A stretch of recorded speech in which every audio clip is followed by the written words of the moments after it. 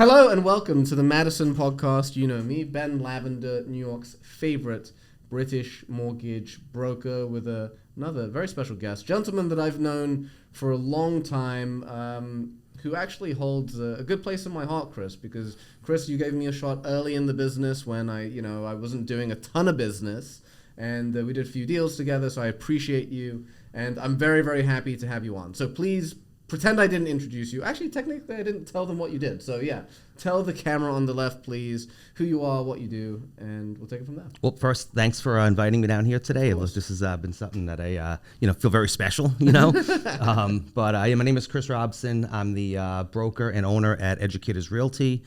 We have an office located in Syosset, right on the corner of Jericho Turnpike and Jackson Avenue. I've been in real estate since 2007. And I went out on my own in 2014 and opened up my own brokerage. We call ourselves Educators Realty because I also teach. I'm a teacher at Hicksville High School. I've been teaching this is my 23rd year teaching. And so I kind of do teaching during the day, and then afternoons, evenings, and weekends and summers, I focus on the real estate. So let's talk about that, actually, because I think it's really, really cool, and obviously you've built a strong business. You've been doing it for almost, two decades? Yeah. 50 years, right? So if my math serves me correctly. So I'm sure tons of people, or tons of even teachers, think about becoming a realtor, right? And they don't really know where to start. So what's kind of the most common objections that you get from teachers, or maybe not even objections, just kind of like things that they're worried about coming in and joining real estate? It's a time commitment. Yeah. Obviously, having two occupations or two professions, really, it's not an easy thing to do. No. But teaching and real estate are actually perfectly symbiotic, because I'm, at least in the high school level, I'm out at 2:30 every day. Yeah. And then I have weekends off when people want to see homes, particularly residential. Commercial's a little bit different. But when you doing residential real estate, the vast majority of showings are afternoons and weekends. And then we get busy in the spring. It sounds perfect. We're rocking in the summer in real estate, and that's when we happen to have off. So it's actually, like I said, they're perfectly symbiotic. And then you also have the health insurance and retirement through your teaching, and then you make extra money doing real estate. And I think it actually makes you a better realtor, because it's not, when you're going into these deals, you can really advocate for your client in their best interest, right, and not in your best interest, because it's not paying my mortgage or getting my kids braces. So it puts me in a position where I'm far more able to really advocate for a client, if that means walking away from a deal or not taking an offer, because I have the luxury of being able to do that, having that other income stream in those other I think things. that's really, really important, Chris, because a lot of clients, I'm not just saying realtors, but also loan officers, we don't have the best reputation, right? So you get a lot of shady people, sneaky people that are very pushy, like, you should take this house, or you should take this rate. So I think that's honestly, it's fantastic. The only other objection that I would imagine people give is, you're part-time, but you're not really part-time. You're doing the same thing. Yeah. Right, as a regular. Am I right in saying that? you can put as much time into it as you want. As you're probably already aware, the vast majority of real estate agents are part-time. Right. There's a very small number of realtors who do most of the transactions, and so a lot of them are part-time. If you want to, they're not busy enough to be full-time. Well, yeah. Period. If you want to be full-time, you can put in full-time work and teach. Well, yeah, because what I'm getting at, Chris, is like, a lot of realtors and loan officers are in the business full-time. Yeah. But they're not actually full-time. They're doing like 3 hours of work a day. Yeah. No, absolutely. Absolutely. It's kind of ironic, actually. Absolutely. And like I said, a lot of realtors, they have their license because they know their aunt's going to be selling soon, so they do their 1 or 2 transactions a year. Ooh, so I actually want to talk about that. So I'm glad that you bring that up. So what advice do you have for, let's say, that exact scenario? Realtor comes into the business, is like, okay, my aunt's selling their house, and so they've got that listing. How do you advise them or kind of point them into getting business outside of that? Well, I mean, because that's where they usually fall off, right? Having a listing is a wonderful opportunity to get other business, obviously. Break that down for us, please. Well, first of all, you have the open house. Yeah. When you have the open house, you're going to have a whole bunch of buyers who are not working with another agent. Obviously, if they're working with another agent, you're not going to, impede in that relationship. But you have a ton of people who come in who do not have other agents. A lot of them are just tire kickers. Sure. And a lot of people in real estate figure, they're a tire kicker, and they let them go to the wayside. What they don't realize, if you're kicking a tire now, you're probably going to be buying in 8 months, a year, 2 years from now. So you put them in your database, and then you keep following up with them, because at some point that tire kicker is going to become a buyer. But I can't even tell you how many people let those potential clients all the time just kind of fall to the wayside. So that's number one. Number two is, obviously, in today's day and age, you want to advertise your listings on social media. Yeah. So you advertise your listing on social media. All your friends then see you have a listing, and they say, wow, he really or she really is in real estate, and so it kind of gives you some legitimacy with your friends, because as a new realtor, the biggest objection you're going to get from your clients is, well, you just started in the business. I don't want to trust you with my most important financial transaction. So then it gives you more legitimacy in your sphere of influence, which then helps build future business. And then also when you advertise and you do paid advertising on social media, you're going to hit a whole bunch of people that you don't know. And then they're going to see your name. They're going to see the house. They may click on the house.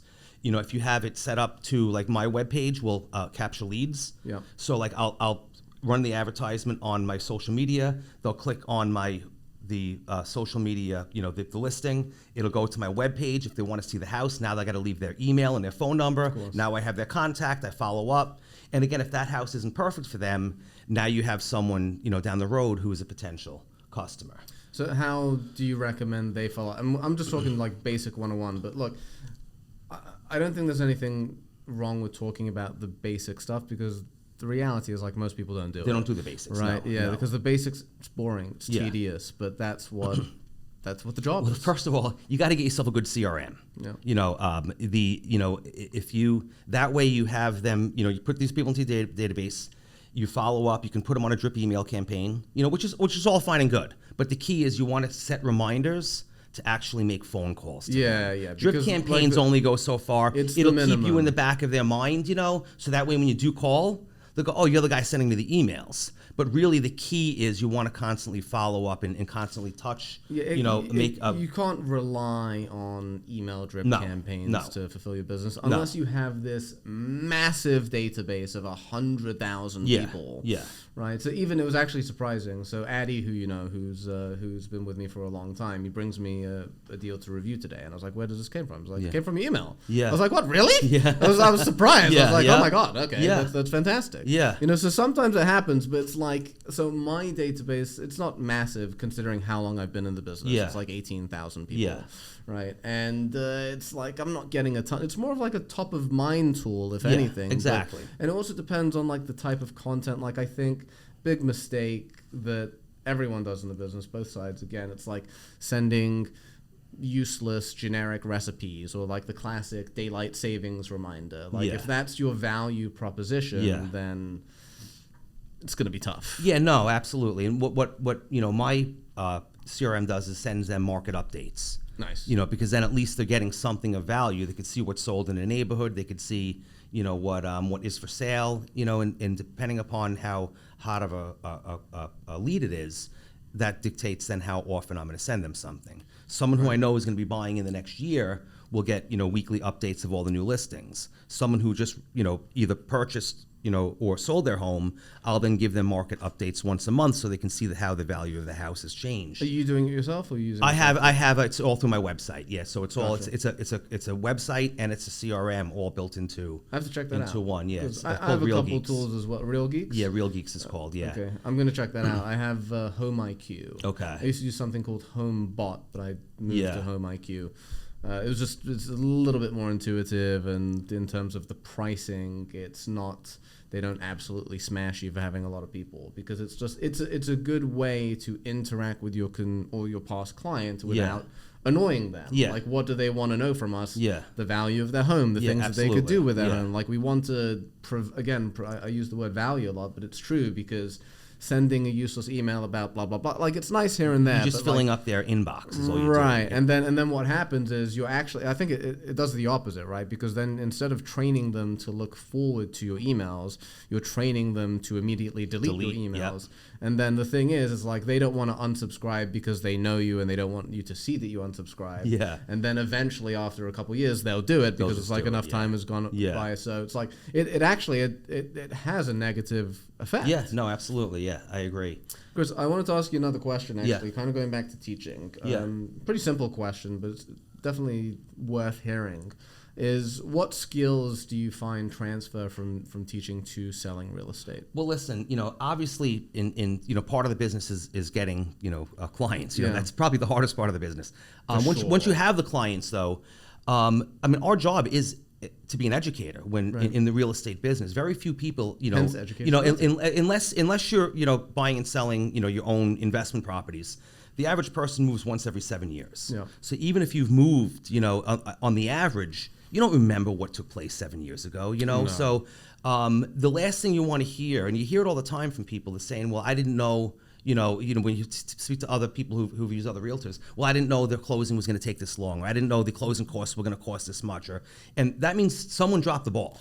Yeah. Because when you go into that transaction, whether it's a buyer or seller, if they're educated and know exactly what's going to happen and they can anticipate exactly what's going to happen, they're going to walk away a happy client or customer. Yeah. And so our job then is to inform them what's going to happen at every stage of the process, timing, costs, unexpected, contingencies, anything that could happen, they should be made aware of ahead of time. And that's 100%. All education. Yeah. I mean, that's all education, 100%. I mean, there's definitely a balance, right? Because we can't overwhelm them with scenarios that have a low probability of happening. Yeah. But that's not what you're saying. Yeah. You're basically saying is like just telling them how the process is going to transpire from start to finish. Absolutely. And I have to agree because I would use that as a loan officer as kind of a sales tool to build trust. Yeah. And I'm not selling anything. No. Because the average consumer, as we know, especially first-time home buyers, they come into this like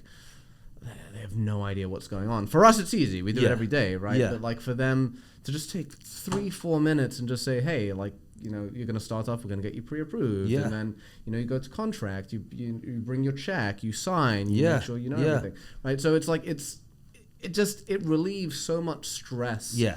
And anxiety on their part, and it's the easiest thing to do. Yeah. But honestly, most people in our business are either, I don't know, maybe they don't know the process themselves, so they don't explain it, or they're just lazy. I don't know what it is. Or they just assume you trust me. I'll take care of everything, and then you leave your client sitting there wondering, am I supposed to be doing anything right now? Right. And there are times where they do nothing, and there's times where they got to get on it. And they have to be prepared for that because, when you're buying and selling a house, it's a frenzy. Whether you're getting the house ready for sale and cleaning the house up and, then you get the offer, you got the inspection, everything's a frenzy. And then all of a sudden you go to contract and it's like both buyers and sellers get anxious. What am I supposed to be doing now? Because now all of a sudden that excitement has come to an end. But they should be prepared for that, Yeah. Now the next hurdle is going to be the inspection. Next hurdle is going to be the appraisal. Then we're going to get the commitment letter. Then we're going to have to close. And that way they know exactly what's going to happen, when it's going to happen, and what they should be doing in between those stages. It's really funny. You're making me think of like old scenarios where I came across clients and they were like, okay, I'm going into contract, and they're like, okay, so as discussed, we need you to get your documents to the processor so we can submit them to underwriting. You know the process, obviously. And they're just like, yeah, but I'm closing in a month. And I'm like, I know, but you won't close unless you provide these things. But like a lot of people think, especially clients like, I remember a gentleman in particular, he was referred to me by his brother who was a realtor. Right, and that was the exact conversation, right? I was like, we need to order your appraisal, you need to submit these documents, and he was like, no, I'm closing in 2 months, and he's like, the way that his brain processed it, and this isn't to make fun of him. I mean, it's a funny situation. It's because no one explained it to him. Yeah. Right. He thought the fact that he was closing in a month or two overwrote the need to submit documentation to get to closing. Right. So he was like, I'm closing, that's when we're closing. It's like, yeah, you got work to do. So it was just, it's funny, but that's, again, those things happen when we don't educate our clients. Absolutely. And it's not on the clients. Like, for us to think that the client should know that is really silly. Yeah, no, absolutely. Right? Yeah. And a lot of people Yeah, do. yeah. A lot of people do. Yeah, no, and you have to assume they know nothing. Yeah. I'd rather bore them with information I already know Yeah. than have those surprises come up and then people say, well, I didn't know that this was what was going to happen. Right. So you were saying, like you've had clients that don't know what their closing costs are, right? Yeah, no, absolutely, And this is obviously, that's the loan officer's job, right? To give them an expectation of their cash requirement, which, as you know, we do on pre-approval, right? Yeah, Like, you need, this is your down payment, approximate cash to close with closing costs. Yeah. You know, there are some fluctuations with prepaids and taxes, whatever. And this is your monthly payment, and, you know, that's it. Yeah. Right? But, like, if you do that, it will save so much stress. And you can, like, explain it in a way that isn't stressful. It's No, like, and look, they were probably given the paperwork, but the paperwork wasn't explained. yeah. You know? Well, look, closing costs don't go on pre-approvals. Yeah. Right? Yeah. So unless the client asks for, like, an itemization, then they Yeah. wouldn't know. But still, like, it's just, as a loan officer, it actually makes our job much easier. Yeah. Right? To tell them up front. But you know what it is? Most loan officers don't have confidence, so they're scared to have that conversation up front in fear that they'll lose the client. Yeah. And don't get me wrong, there are clients that will freak out. Like, so I had this a long time ago. This was in my old office. I had this client that was referred to me, young lady in her early 20s, buying a home. She obviously never bought a home before, and her dad's like walking her through the process, and she's like, oh, you know, so I guess my closing cost will be $10,000. I'm like, where did you come up with that number? You're buying a house for $750,000 with what, $18,000 in property taxes. Why, you know, like, so, and I didn't say it to her in that manner, but I'm thinking to myself, like, where did she get this number? And she's like, oh, my dad told me. It's like, okay, well, your dad bought a home for $64,000 20 years ago. Yeah. Right. So it's, you know, things have changed and whatever. So that happens, but you're better off having that conversation and losing that client than you are not doing it and giving them a terrible experience. Yeah. And again, I think a lot of it is about confidence and having the mentality that there's always more clients out there. And again, that's another thing, because people in our business, especially the bottom, like 80%, as we discussed before, don't have an abundance of business. So they're scared to do anything to lose that business. So, like, I understand it, but in a way it's not, I wouldn't say it's not ethical, but it's not professional. It's short-sighted. It's short-sighted, that's you know, because they're afraid of losing, you know, a client now. When in the long run, now this person's gonna, you know, badmouth them. Don't use that person. They're not, you know, they're not honest, or they're not, you know, forthcoming, or whatever it may be. You know, to be honest and forthcoming up front is just is a long-term recipe for success. Right. And it's more efficient. Yeah. Honestly, it's like, you get a little pain in the beginning. Yeah. But after a while, like, you learn how to have these discussions with clients in a way that is not confrontational, and it's just educational, it's informative. And when someone's buying the biggest or one of the biggest transactions of their life, or biggest homes of their life, like, of course there's going to be cost involved. Right? It's just, it doesn't make sense. And look, to be fair, New York is one of the states. It is expensive to close in New York. Right. But, I think we have the highest, actually. Maybe Hawaii is a little bit more, but it's crazy. Yeah, it is. I mean, you know. Yeah. You know, so it's part of the business, and, you know, we have to flow and adapt. Yeah. Okay, so Chris, without giving away your secrets. Right. What is your go-to bread and butter? Because you've been doing this a long time. Bread and butter for generating, I wouldn't say new business actually, but because you work with a lot of past clients, right? So what is your favorite way to nurture them? Your sphere of influence is by far my, you know, for me, the number one. How do you interact with them? I just, you know, first of all, you know, being a teacher, I've got 150 teachers in my building.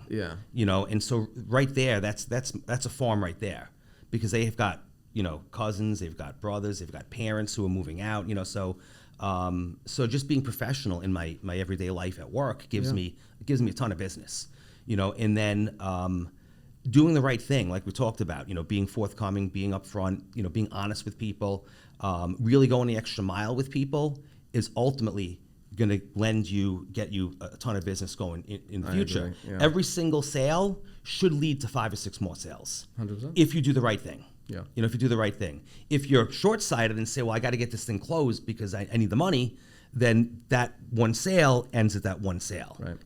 But you do the right thing, and you're going to wind up getting, a pipeline of leads from that one deal. Yeah, it's so simple. And it's not rocket science. No, it's really not that hard. But like you said, we have a bad reputation as an industry because there are a lot of people out there who will do Rightfully anything to get that one sale. But they don't last long in the business. No. I read somewhere, I don't know the exact numbers, so don't quote me on it, but something like 50% of real estate agents don't renew their license after 2 years. Yeah, I think it's higher than Only 10% are in it in 10 years. Yeah. Yeah. So, again, because it's not, first of all, it's hard to get that initial business going. Very. And secondly, you just, a lot of people they're looking at the commissions, they're not looking at the relationship. So you have to build relationships. Which is ironic because people get into the business to make money, but you cannot think about the money. No. The way that, personally, I like to approach it, Chris, and I'd love to hear the way you approach it too, but to me it's a sport. Yeah. It's a game. Not when it comes to playing with people's money, but in terms of the strategy involved in growing the business. I treat it like a game, and it's like chess. You've got these pieces, you've got your strengths, you've got your weaknesses, you've got your competition, and you've got all these moves. And the beautiful thing is, like, the market is so big that you don't really have to worry about competing with people, and you don't even have to worry about like the market increasing or decreasing in size. So right now, for those of you that don't know, business is very slow. Right, nationwide, from a mortgage origination perspective, mortgage originations are at the lowest level, I think, in 25 years. I'm going to make sense. Everyone refinanced in the last 6-7 years. We knew this was coming. It's not a surprise. Yeah. But with that said, people are really struggling. But at the same time, if you're at the top, and say there's, a few years ago there was $3 trillion in mortgage business going around. Now it's only $1 trillion. Yeah. It's still $1 trillion, right? I mean, and all you have to do is basically go out of your regular sphere to go and get that other market share. Because as we just said, people are leaving the business left and right. So whoever was servicing those people that you need to now go to, they're open. Yeah. But you're not going to get to those people unless you get out of your regular sphere. And I'm not just saying this for you, Chris. I'm saying it for me. Yeah, no, absolutely. Right? Like, and then you can go and get that other share. Yeah, yeah. So you're in a great spot because you're in front of your sphere every day. Every day, yeah. So what would you recommend to someone who isn't in your position? To basically get a sphere? Coach your kids' soccer teams, baseball teams. Awesome. Join the local gym. Don't work out with earphones in so you can talk to people at the gym. Got it. Go and if you play basketball, join a men's or women's basketball league. Do stuff that you like. Whatever it is, do stuff you like that's also a social activity because people want to work with someone they trust. Yeah. First and foremost, they see your ad on Facebook and whatnot, and they can be successful when you're social media advertising and whatnot. But the number one client or customer is someone who knows you and trusts you. And what you have to do is you have to increase that sphere of influence you have and build that trust in your community in order to be successful. So go to, Board of Education meetings, the gym, wherever it is that you can meet people, talk to people, they get to know your name, they know what you do. That's how you really want to build you see a group base on the regular that you can build trust with. And that's what you need and it's organic too. And what's beautiful about that is it doesn't feel like work. No, it doesn't. Right? No. It's just you're there. And like you said, you pick something you enjoy doing. Maybe like working out. Go to the gym. Yeah. Go to the gym twice a day. Go in the morning, meet the morning people. Go in the afternoon, meet the afternoon people. Right, that's you're killing two birds with one stone. Yeah, you just need to be out there. You're not going to generate business by sitting at home and watching. I know so many people in the business, Chris, that will like literally stay home. They'll read all the books in the world. All the seminars. It's like, okay, so I learned this. I'm like, you'll learn more in a day by like door knocking 300 people than you will from 6 months of reading books. Yeah. I'm not saying you shouldn't educate yourself. Of course you could. You should. I mean, that's what I did. But still, it's just it's crazy to me. And we're getting back to what you said, with teacher rejections and also related to this. Also, you have to be comfortable with rejection. Yes. I think a lot of people are afraid to put themselves out there because they're afraid to be rejected. You know, maybe you have a relationship with someone. You know that they're thinking of selling their house, but you don't want to ask them to use you because God forbid they say no. Now it's like it's a personal a wound, because my friend said no, but even though they may have a sister who's in real estate, so you have to be comfortable with rejection, and you have to be willing to put yourself out there and be rejected in order to get the business. But you feel, because I do, that the rejection is kind of like, you can build it up, like a tolerance almost. It rolls off me now. Right, yeah, exactly. Like, so let's say when you first started in the business, if someone said to you, I'm using that example. My sister's a realtor, I trust her, whatever. Yeah. Like, 15 years ago, that probably would have bothered you. Yeah, now you're like, wish you the best of luck. Yeah, exactly. Yeah. If you have any questions, feel free to ask, know? Yeah, as long as it's not actually listed. Well, then ask your sister. Not doing your work for you. Yeah. But even being, approachable. Right. Because I've actually had people who say, well, my cousin's in real estate, we're going to use them. They've asked me questions. I gave them advice, and they said, you know what? I dropped my cousin. We lost, 3 or 4 bidding wars, and I don't think he's doing right by me, so I'm going to come and use you. So it's also, I think, it's a more enjoyable way to live life, right? Because if you measure every interaction with someone like, you didn't give me the deal, then like you approach every conversation or interaction you have with anyone as it's transactional. You're trying to get a deal, right? And it's just like, it's exhausting. Yeah, absolutely. It's exhausting. It's easier to go about the world being like, let me help you. Let me be yourself, right? And just like as long, so this is funny actually, because I've talked about this before, is that it's good to be yourself, unless who you are is an unprofessional bad person. Then you need to change. Then you need to change. But like overall, assuming most of us are good and professional people, then absolutely. Chris, because believe it or not, we're already running. I told you it goes by quickly. What is your biggest pet peeve or common issue in the business in general? Biggest pet peeve in the business. It's something that doesn't happen as much in Suffolk, in Nassau, but once you get into Queens, it's people keeping you out of their listings. Yes, because they're supposed to be working. Their fiduciary responsibility is to the seller, not to themselves and their own commission, and then they'll go through hoops to keep other agents out of their listings so they can get Queens a double commission. Is bad, Chris, you should try the Bronx or Brooklyn. Well, so I don't delve into the Bronx or Brooklyn so much, but you do see it in Queens. And so that's my biggest pet peeve, because you know what, we're all in this to get deals done and advocate for our clients. And not only does it anger me because it keeps me out of a listing, it makes me look bad in front of my client because I can't get them into a listing. But you're also now, cutting your own client off at the knees. It's unethical. In terms of so it's just that's my biggest pet peeve in the business. Okay. Now I'm going to put you on the spot in another way. And I'm giving you permission as a loan officer to talk as much smack as you want. What is your biggest issue? And let's approach this from an educational perspective, right? We have an army of loan officers here at Madison, right? So they would love to know from a experienced broker like yourself, what is the number one issue that you have with loan officers? And 2, if those loan officers could do anything to win your business, what would that be? It's probably the confusing array of different packages and way that the loan officers price their commission into the package. Interesting. And a lot of clients don't understand the difference between paying more upfront and getting a lower rate and paying and so it's a very confusing thing for them to go through. And a lot of times I have to then walk them through why this commission is so much is lower, because you look at the closing costs, and the closing costs are much higher, you know? And so I think that, a lot of times when the package is delivered, maybe because they're trying to sell their product or whatnot, I don't know, they don't really explain fully exactly it takes a minute to explain the differences between the packages, and then also what benefits them more. For instance, now interest rates, as are very high. A lot of people are quote unquote, marrying the house and dating the rate, and so how does that impact whether you want to pay more upfront or you want a lower interest rate now? Can I tell you how I address that? Yeah, what? It's really, really easy. Yeah. So, and this is a lesson for the other loan officers. is that when you're explaining points, right, obviously you got to go over it's tax deductible, blah, blah, blah, blah, blah, disclaimer, talk to your CPA.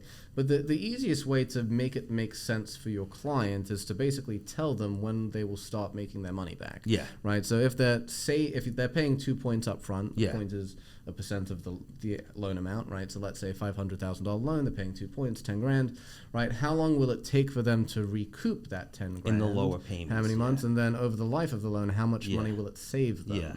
Right? That is the way to explain it, Yeah. and it's not hard to do. And a lot of people don't do that. Yeah, because they don't even think. But Yeah. at the end of the day, I feel, and correct me if I'm wrong, but if you approach everything in this business from the client's point of view, it makes it so easy. Yeah. Right? It's like, okay, if I was buying a house right now and I'm being presented mortgage options, what do I need to know? Yeah. I need to know how much money I'm saving Yeah, and yeah. what these different options mean. Yeah, And it's yeah. like, but people don't think, Chris, No, which is why it no. also drives me crazy that we're not like destroying everyone in the business. And I mean that in the most aggressive way possible. I mean, because it's like there are so many people who are unprofessional in this Yeah. business, but that's kind of just what happens.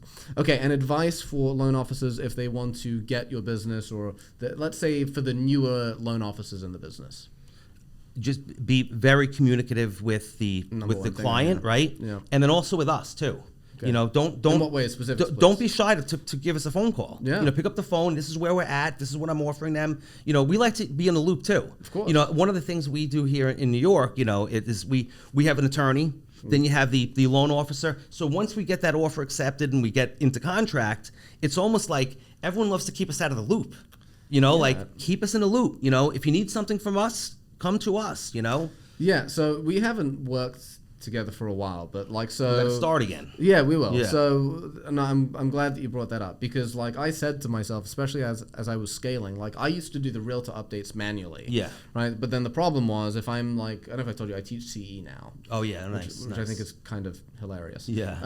But the state licensed me. Yeah. So I'm teaching a class tomorrow actually. So what was I getting at? So yeah, so as I'm like in classes teaching CE, or I'm in a podcast, like I don't have my phone on me, right? Yeah. So Laura, my assistant that called you, what she does is like as soon as we get the fully executed contract, she starts a group chat with myself, the listing agent, and the buyer's agent. Yeah. And it's like, we're going to update you on appraisal ordered, appraisal That's great. scheduled, when That's it comes in, loan commitments, Yep. when it's close to CTC, when rates locked in, how long it's locked in for. She even will send you like a calendar invite with the closing time and the place, so you just punch it into Waze. And that's what we're looking for. Just But that's keep us in the simple. loop. No, it is simple. It's simple, but like it's just it doesn't cost anything. No. To do that, right? Even for a loan officer, for you to do that yourself, right? Again, I used to do it, right? And it takes a few extra minutes, and it's an opportunity for you to demonstrate your professionalism to two new realtors that could potentially send you business. Absolutely. And it just requires a little effort, man. Absolutely. That's it. Absolutely. Chris, any final words of wisdom for people looking to either buy or sell over the next year? Buy or sell. If you're looking to sell over the next year, Do it. get in the market right now. Yes, get in the market right now. If you're looking to buy, it's a tough market. Try to get as much of a down payment as possible, because when you go into a pile of offers, you know, if you're below the 20% threshold, you're getting moved to the bottom of that pile. I hate to say it, but it's just the reality. So if you can stretch a little bit, or get some money from parents, or somehow make your offer more appealing, put that extra money down now, because... I was going to say, do you find like putting a stronger EMD, like when you're sending that offer sheet in, does that help a lot? No, absolutely. Yeah, no, absolutely. But yeah, it's just you're competing against, I've seen more cash offers in the last 3 years than I saw in the first 12 years of being in real estate. Amazing. It's unbelievable. It really Not is. amazing for us. Yeah, no, but it is. And a lot of my sellers, in this market, they'll take less money if it's a cash offer than if it's something that is a little bit less secure, Yeah. Even with the pre-approval, I don't blame the them. pre-qualification, whatever it may be. I had one in my last 3 listings, all went for over asking. They all had over 5-6 offers, and in 2 of my last 3 'cause you priced them offers, one was a 3.5% down, and they took a $20,000 lower offer that was all cash.